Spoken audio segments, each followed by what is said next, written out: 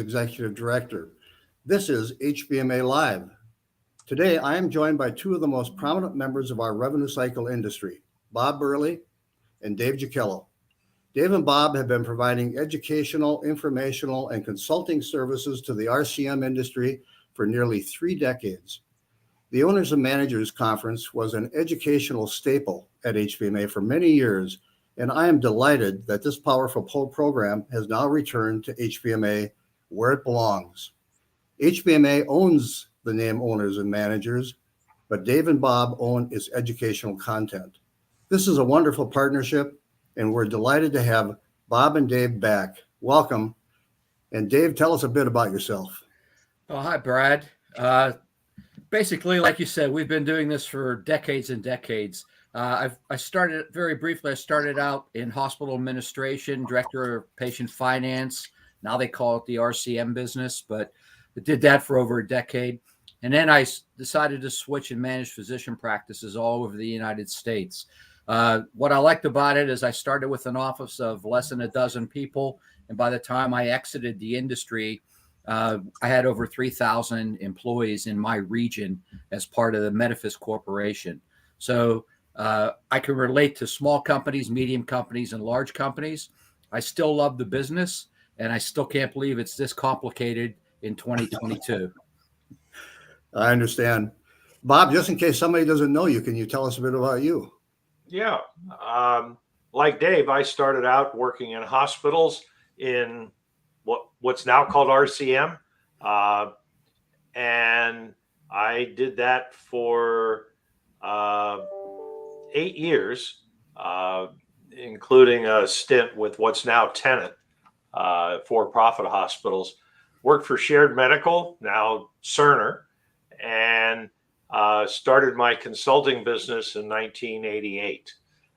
So I work with medical billing companies, law firms as an expert witness, investors doing due diligence, and a lot of billing companies on a lot of issues, operations, problem solving, bad clients, and so forth. And in just to give a little history, the O&M started in 1995. So this is our 27th year of doing programs, and we enjoy it. We ended up with a lot of alumni who came back either every year or every other year because of the content and what they got out of it. Okay. Just a question before I get to the O&M. I was listening to you, Bob, about all of the various clients you've had. Has anyone from the commercial insurance industry ever reached out to you for some advice?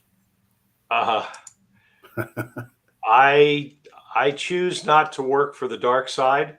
Okay. And no.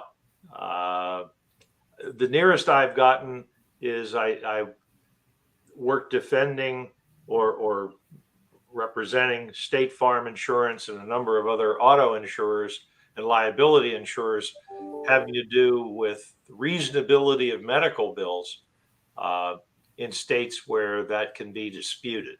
Mm-hmm. But no, otherwise, I've never tried to connect with insurance companies. Okay, Dave, No, I mean, I've helped them, assist them when they're looking for resources to help with processing the claims and those various things. But as far as operationally looking for advice, that hasn't occurred. Okay. Well, as you probably know, HBMA is very involved with the commercial insurance industry, and we're developing a few very interesting opportunities to help our members. So there's more to come on that. So let's go back to the O&M. The Owners Managers Conference has successfully been held for over 20 years, 27 years, as Bob just mentioned. What are some of the factors that have led to it being so valuable for medical billing professionals? Dave? Well, from my standpoint, the thing that's nice about what Bob and I do for a living, consulting, is we don't have to have the responsibility of running a day-to-day operation with hundreds of employees or dozens of employees. So we get the opportunity to spend time staying on top of what's going on in the industry. Like Bob, I myself, I get at least 20 different blogs per day or newscasts from our industry, whether it's in RCM, whether it's in hospital, whether it's in the third-party payers, like you mentioned, Brad.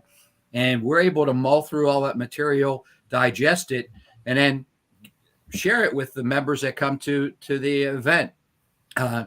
So I know I spend over an hour a day reading and updating my systems from the standpoint of what is occurring and happening right now. Similar to like the biggest thing that happened last week was the Department of Justice allowed Optum and Change Management to merge. And that's going to have major ramifications going forward in our industry. Yeah, you're absolutely right. Bob, what's your take on this? Well, I've been an information addict for a long time. I'm not going through the 12 steps. I enjoy my addiction, and I spend more than 2 hours a day going through all of the news feeds and so forth. It's interesting that if you go back 25 years or more, we all got everything on paper. We were subscribers to Part B News and a number of other publications, and paid $500-600 a year to do it. And now all that information is daily and it's free. And in order to stay on top of what's happening and do the consulting work that I do, I feel like I owe it to my clients to be on top of what's current today. We try to include that information in the owners conference. We always have started the first day doing 2 sessions about the industry to get everybody kind of up to date a little bit and cover some things that are in the moment. And for all those years that we've been doing the program, that's what really builds our curriculum. So, we want to be sure that the information we have is absolutely current and fresh, and it's timely for what's happening in the industry. Kind of reminds me of something you said to me one time. You don't work in the RCM business, you work on it. Mm-hmm. So yeah, that's one of Dave's lines, actually. Oh, I'm sorry. That's okay. One of you. He's not dead, so I can still give him credit. Okay, that's wonderful. Sorry, Dave. Why do so many attendees return again and again? Because we keep it fresh, Brad. So when we're talking about industry updates, like, for example, one of the sessions I'm doing this time is how to manage virtual teams. And when the pandemic hit, no one ever heard of that. So I had to spend time researching what's the most efficient and effective way to make sure that we can now lead people when we don't see them every day. Mm-hmm. So anytime a new event occurs or something comes up, Bob and I spend the time to update, even if we have to research from scratch. So yeah, there are some things that we've been teaching for 20 years that haven't changed, but we have to keep 70 to 80% of our content every year totally fresh based upon the reaction of what's going on in our industry. Bob? Well, one of the things about our format is that it's a workshop. We have always deliberately limited the attendance to 55 in order for the interaction with the participants we allow time for questions and dialogue during the presentation. So we were both speakers at the conference in St. Louis, and that's a whole different dynamic. You're a talking head, you might say.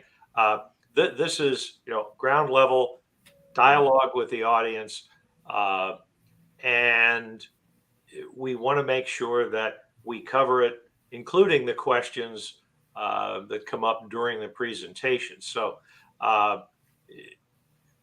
we have sort of a rotating core curriculum that we built over the years. Dave built a spreadsheet. I think we have, I don't know, 60 or 80 different topics that we've done. And there are certain ones that are constant, like the KPIs, key performance indicators, and benchmarks. We do that one every year. But this year we're doing, we have a session on E&M coding for 2023. And Holly Louie is our guest speaker. Based on some things that were just published, she had to rewrite her entire presentation. Well, not all of it, but a big part of it. We presented this program back in February, and she had to make some major changes because CMS just announced a lot of differences that were not even presented last month. So we try to make sure everything is up to the minute. We have on a number of occasions modified our presentations live during the program. Speaking of speakers, we also have Matt Ryder, who is out of our government affairs office, will be joining you, as well as a new face from Ted Stack's firm talking about M&A. Yes. Yep. Ted Stack and I owned a billing company together many, many years ago, back in the 90s. We sold it. And based on that, Ted became now one of probably the preeminent merger and acquisition firm in the medical billing industry. Ted wasn't able to be with us this time because he'll be in Italy. Lucky guy. Lucky guy. But one of the vice presidents of his firm, Don Warner, is joining us instead. And he has a long history with the medical billing industry himself. So we want to make sure to cover a lot of variety. So some things on operations, some things on marketing, some things on compliance and staff management, development, and business. And it's not that everybody wants to sell their company or may never, but understanding what makes the company valuable is extremely important, even if it's just so that you can get a line of credit or borrow money based on a valuation. So, well, I was going to say there are a couple of other events that happen at the Owners and Managers Conference. It's called our receptions. They happen at the end of the day, and they're quite the events of lots of food and drink. But I bring it up not because of the food and drink, but because I have watched over the years the networking that goes on at that event and the friendships that come out of those events that last forever. That's just a wonderful part of the O&M. Yep. Yeah, it's when we get our evaluations, that has always been one of the highlights of the comments. In fact, during COVID, when it first happened, we got lucky in 2019, and we finished our program the third week of February, right before everything shut down. We didn't do a program in 2020, and we talked about it, but we surveyed all of our prior attendees, and they said, yeah, Zoom and all the, the technology is not the same because they value the networking. Yeah. And, as you said, there are members who have attended who made friendships at a prior meeting, and they reconnect year after year at the owners conference. And it's been fun to watch those companies grow and prosper. So, yes. I think that's the important. Yeah, I think, Brad, that's the importance of limiting it to 55 attendees, because you really get time to form friendships, make relationships. And the fact that it's 2.5 days of being together really gives you ample opportunity to make new friends and new acquaintances that will last for a long time. Absolutely. And the venue that we selected this year, just inside the hotel, it's just such a wonderful property with the meeting space and the restaurants. It's going to be a delightful time. I want to go back to the attendees for a second, if I could. How come I see, when I recall the Owners and Managers Conference, and I would see 2 or 3, and maybe sometimes as many as 5 people from the same company. Why do they bring more than one to this meeting? Well, it's always good to hear things live and in person than it is to try to let people know what you heard or what was taught or what was mentioned. So by having more than one person there, usually they'll bring their second in command or third in command, and they're looking at it from a different perspective. They're looking at it from a different lens.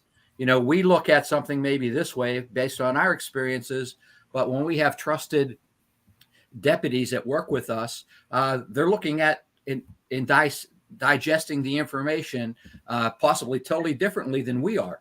So you're getting 2 viewpoints versus one when you're trying to say, okay, we're going to take this bit of information back and implement it in our organization. What do you think the best way is we can do that? So again, if you just come by yourself, that's fantastic too. You can go back and do that when you get back to your office. But sometimes when 2 people are there, you get twice the ideas as to how to implement or how to apply the knowledge that you're gaining. Thanks. Bob? Yeah. For example, of those who are already registered for this year's program, one of our longtime regular attendees recently replaced his chief operating officer and said, well, this is absolutely essential. I don't want to have somebody that I've hired who, by the way, has 25 years of experience working for a competitor. I don't want that to, go by without attending together so we can kind of share our experiences and level up the way that we manage the company. We have another attendee who recently hired a CEO, and that's to allow the owner to begin to throttle back a little bit, and the COO is attending with the new CEO, and he's a veteran, an alumnus of our program, but for the same reason. So what Dave said is right. It provides a commonality of understanding, but each of those people has their own history and their own perspectives, and I think that's why companies bring more than one. Okay. It's an investment. Yes. Yeah. Okay. We're going to bump up against the clock here in a little bit, but let me throw one more question at you. What are a few of the most valuable takeaways that are included in this year's conference? We touched on a couple, but what did I miss, Dave? Well, again, like the opening sessions and the industry overview is very, very important from the standpoint that it's not just Bob and I, but we have 3 other experts speaking too. The mergers and acquisitions, the coding expert, and the person that watches our backs in Washington, D.C. With the lobbying effort and making sure legislation's there. So all 5 of us that will be speaking have this national view.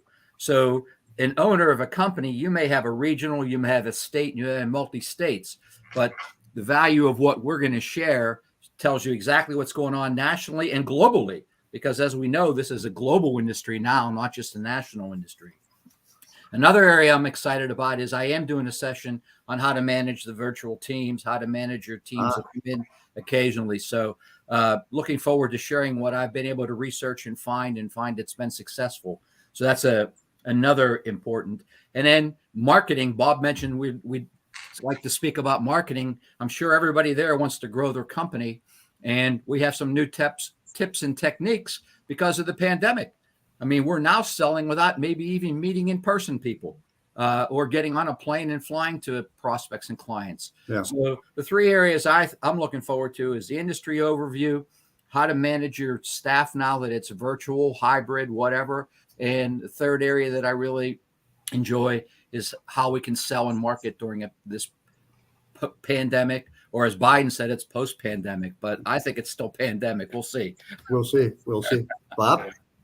Yeah. A couple of the recap kind of topics. I'm doing a session on HIPAA after, well, it's 26 years. And I've personally been involved with HIPAA since the bill was passed. And what I've seen, everybody has sort of taken HIPAA for granted. And that's why it's in the program, because everybody says, well, we've got our BAAs, and we have our protocols in the office and we feel pretty comfortable. There are things going on and things that have tripped up billing companies and practices that are new interpretations or reinterpretations of the rules. And we can't be complacent, because any kind of a HIPAA incident can be devastating to a company and its reputation. So that's in the program this year, and that's kind of why it's there. We're also talking about surprise billing, and that too has changed in the last few weeks.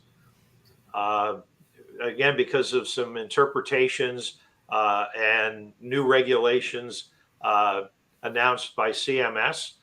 And again, the difference is if you're at a national meeting and you've got a ballroom full of people, it's not the same environment as being in a room with 40 or 50 people and a speaker who's right there mingling with the audience while they're speaking. So, it's just a whole different approach. We try to make sure that you're not only getting the information, but the details, handouts where that's appropriate. I've got a lot of stuff when I do the benchmarks and KPIs, and Dave touched on it. We're now in the 25th year of offshore. It's a mature part of our industry, and we put in a session this year to take a kind of a look back, but also to help those who are, considering it for the first time, to understand kind of what the marketplace really looks like and how it all fits in their consideration. Thank you.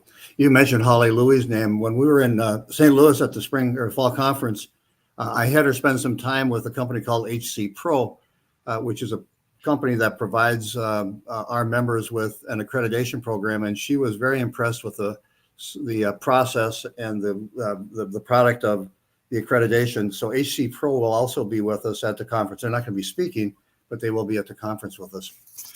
Okay, well, thank you so much. We've got to end the program. This has been very interesting. I think we could go on for another hour if we had the time. But again, the O&M conference is at the Hotel DuPont in Wilmington, Delaware. It begins October 19th through the 31st. We now have been able to work 21st. With the hotel. 19th to the 21st. Yeah. We've now been able to work with the hotel, and we've acquired another half dozen rooms. And we were able to get it, not the rate that we contracted for before the cutoff of $229, but I did get it for $239. So the hotel does have rooms available for more attendees. So please go register and get your hotel, because we have 6 rooms. So make sure you get one of those rooms. Bob and Dave, thank you so much for your time. And I look forward to seeing you in a week and a half in Wilmington, Delaware. All right. Okay, everybody, stay safe. Yep. Bye. Bye-bye.